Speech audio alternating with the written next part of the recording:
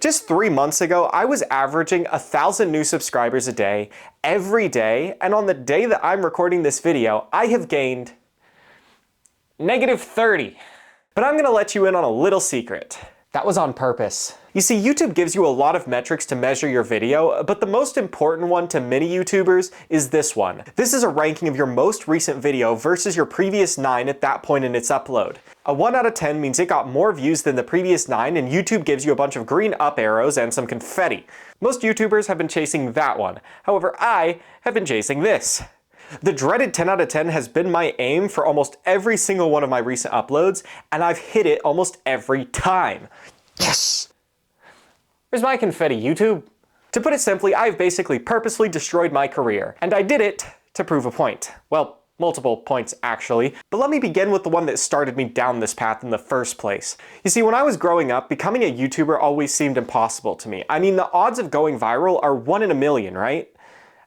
But did you catch that? The odds. You see, I think a lot of people still think YouTube is a game about odds. And how do you beat the odds? You get lucky. So all the success I've had so far, the millions of views, the tens of thousands of subscribers, were because I got lucky.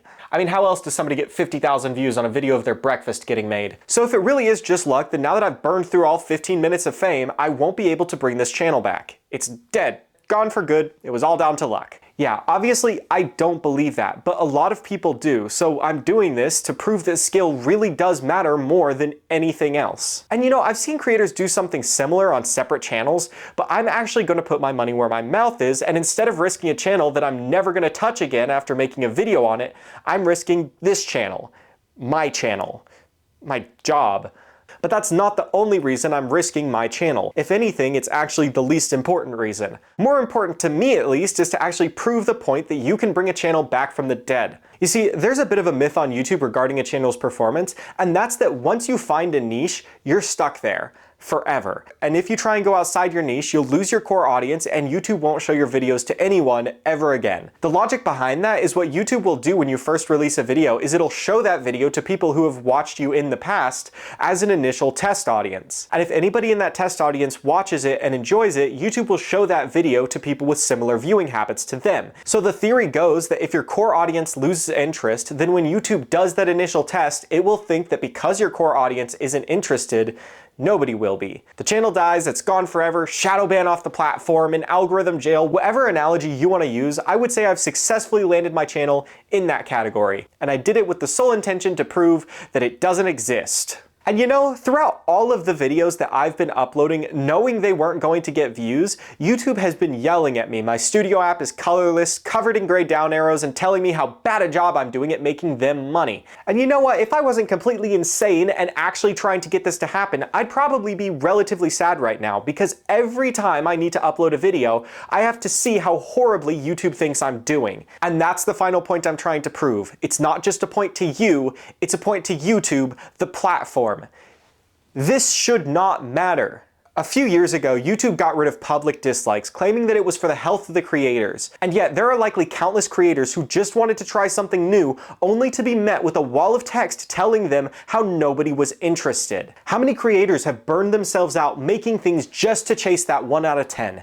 How many others have kept making the same thing over and over again just to avoid a 10 out of 10? This is not healthy. It's not healthy for creators, and it's not healthy for the audience either. Having good, in-depth statistics and data is fine, but putting such an emphasis on something like this keeps people from taking risks, and it stifles creativity. These videos that I have been publishing have been so different from my previous uploads that while they might not have been the most entertaining, I have learned so much making them. I've made mistakes and I've learned from them, but if I was just focused on getting the numbers up, I might have never learned as much as I did. I might not have been willing to push myself outside my comfort zone. I might not have brought my audience along with me on this journey. So yes, the videos I've been uploading recently have not been optimized for views. If anything, they've been the opposite.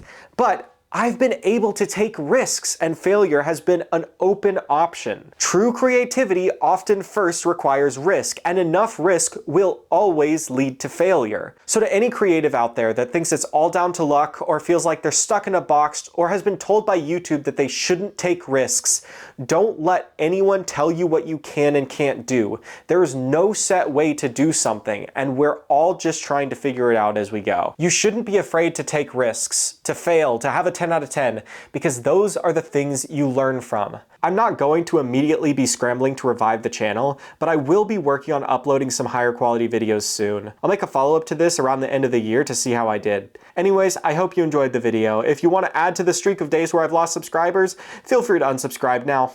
And I'll see you tomorrow.